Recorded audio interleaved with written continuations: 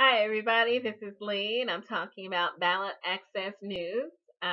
Richard Winger is an editor, an expert in the field of ballot access, election laws, things like that. He's put together a clearinghouse of information of all of our 50 states and some of our territories, letting people know whether it's getting easier or harder to get on the ballot, easier or harder to run for office, easier or harder to vote, what our gerrymandering districting lines look like, all this machinery that occurs at the state and local level, the machinery that affects the outcome of many of our elections. And so it's for people who are concerned with the nuts and the bolts, the all the pieces that come together for a state's election, and of course how that affects national politics, nationwide, federal offices as well. Ballot Access News is a great resource. There's years worth of information here. There's also a forum where you can submit your opinions and your questions and your answers and information and things like that. There's also a newsletter that's available by subscription. It's basically a tabulation. I believe it's quarterly. I think it might be monthly. And it's available by subscription with PayPal or whatever, and you can get it right to your email box, I think. So the December issue is out, December 2016. And there's a lot of intriguing information here. You can go through yourself. I'll do a quick run through, and you can get the full information by coming to this website. I'm going to leave a link in the description. But first up is Maine. The fact that Maine voters passed the initiative to use instant runoff voting for Congress and all state offices. And I love it. I think it's great what Maine has done, and I'm hoping that Maine has jumped off a trend. They are the first state in the nation to have implemented instant runoff voting for federal or state office. And that means that they'll be ranking their choices. They don't have to say, well, I want the lesser evil or I want the greater evil. This or that. They can say, well, I want this one first, and if not that one, then I want this one second, and if not that one, then I want this one third. And the person with the most first place choices by most of the voters, of course, wins.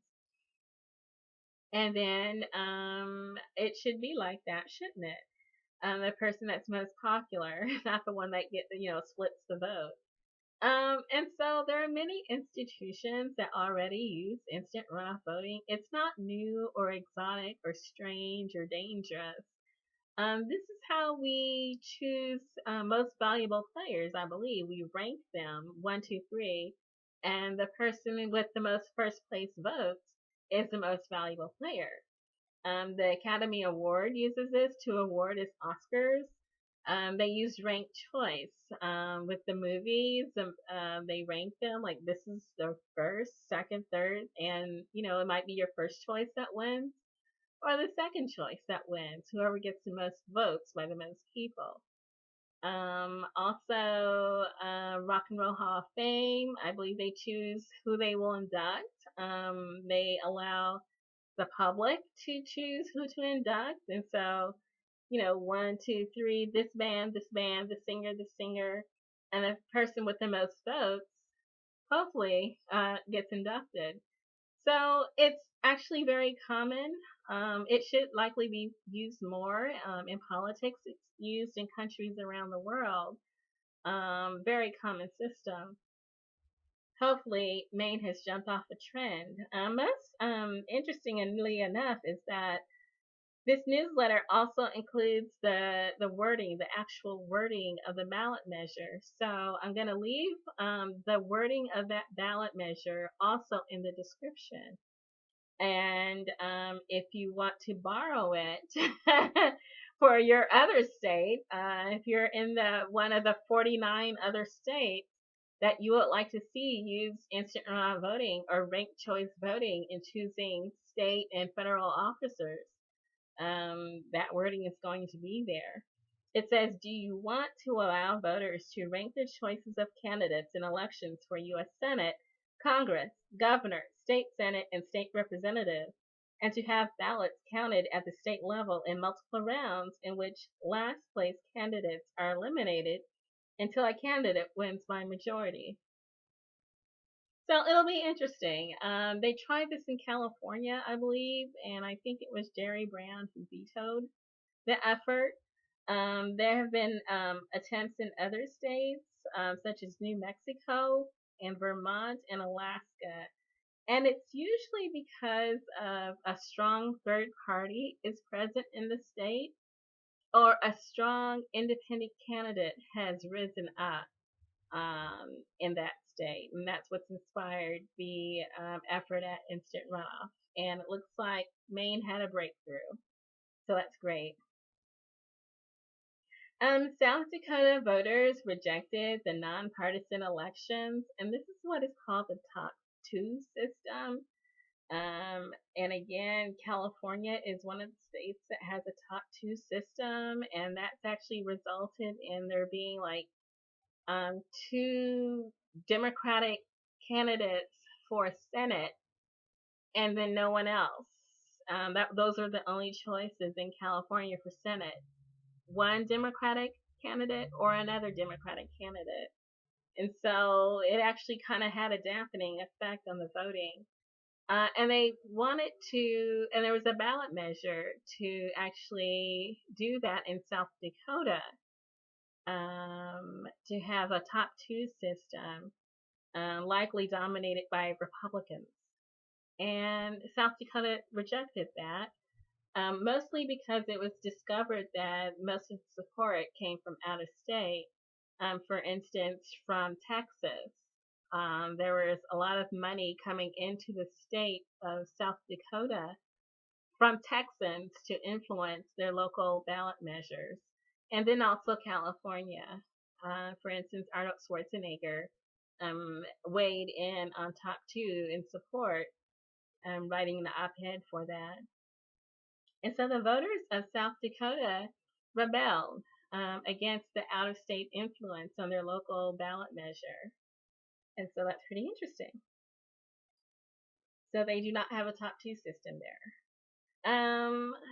South Dakota voters also decided to repeal their restrictive ballot access law. And again, this was a bill that had been presented by the Republican majority legislator, and the voters rejected it.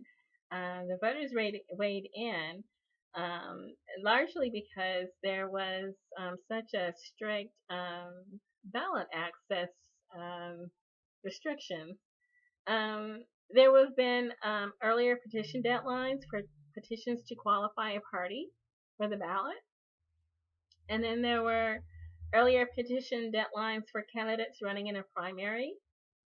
And then, really weirdly, it said only registered independents could sign a petition for an independent candidate.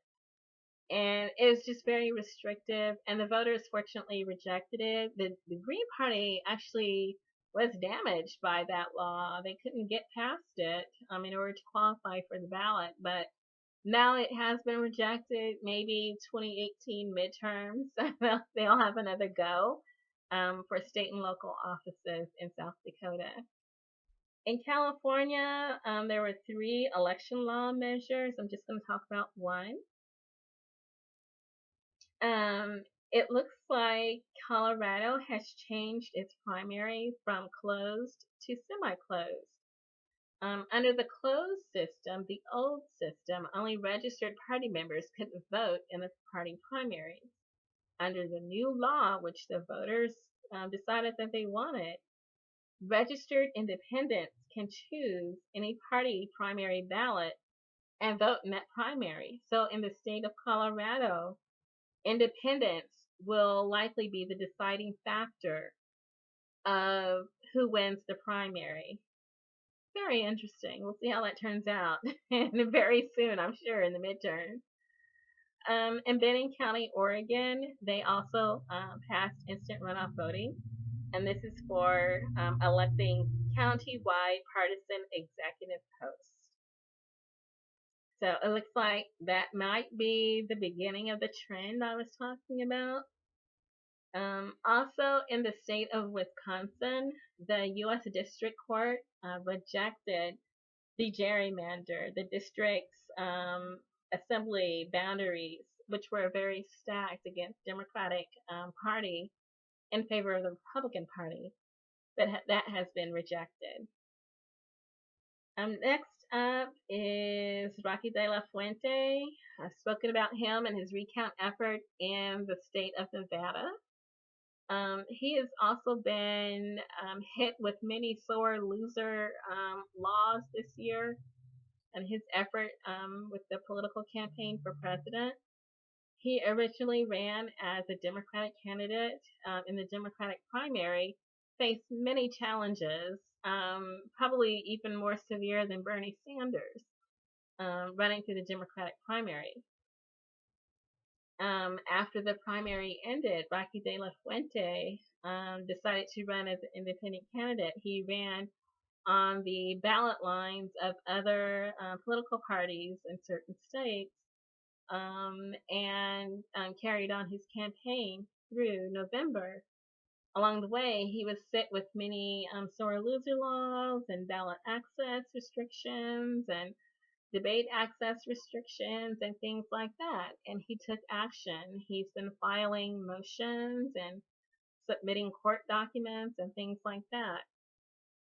And so it looks like 2 of his ballot access cases have survived motions to dismiss. He's got a lot of other things going on, election reform, ballot access reform, that will not be rewarding to his effort at the presidential campaign since the campaign is over, the election's over. But it will make things easier for the next candidate that comes behind. And so in this way, Rocky De La Fuente is doing a huge service to ballot access and election reform, vote reform in general. So congratulations to Rocky De La Fuente for paying it forward for the next person. There's also a couple of charts on Richard Winger's newsletter. Registration totals by party.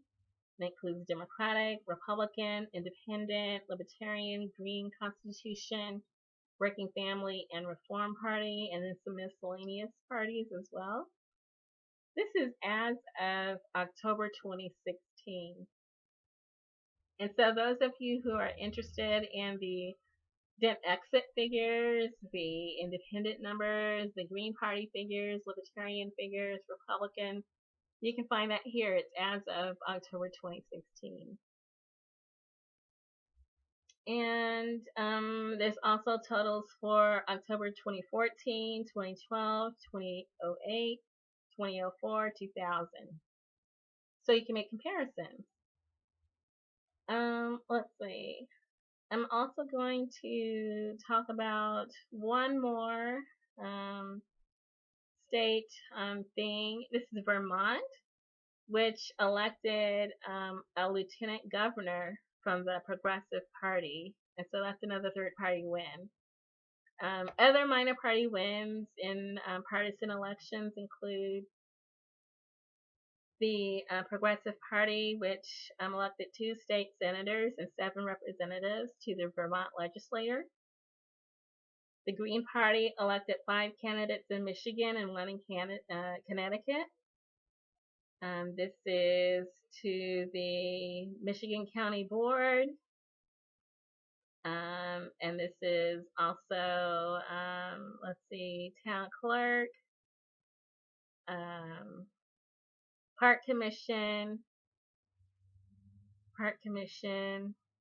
Registrar of Voters, and this is in Connecticut. Also, The Libertarian Party won 3 elections. This is County Commissioner, Jefferson County, Kentucky. This is Town Judge in Hagerstown, Indiana. And this is Ypsilanti Town Park Commission. And so this is in Michigan. So there was a Libertarian elected to the Park Commission in Michigan, as well as 2 Greens.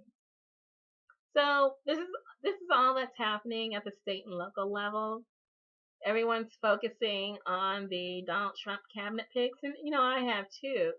But definitely with the midterms coming in 2018, people are starting their campaigns for midterms, and as we've seen, what happens at the state and local level has a direct effect of what happens at the national level, the federal level, because it's the states that decide the election machinery state by state.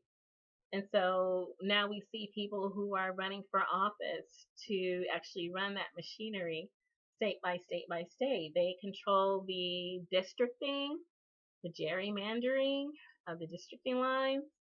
They control the voting apparatus of how the primaries and the caucuses are run. They decide or have a large influence on ballot access, what parties can have access to the ballot, things like this. And if you want to change any aspect of local politics, you wouldn't necessarily have to lobby your state legislator. And so it's good to know the makeup of who is on your state legislator. If you're interested in running for office, definitely Ballot Access News should probably be on your one of your bookmarks so you can see what's going on. I highly recommend it. It's a great resource to use if you want to involve yourself or help someone else in terms of political office. Good luck.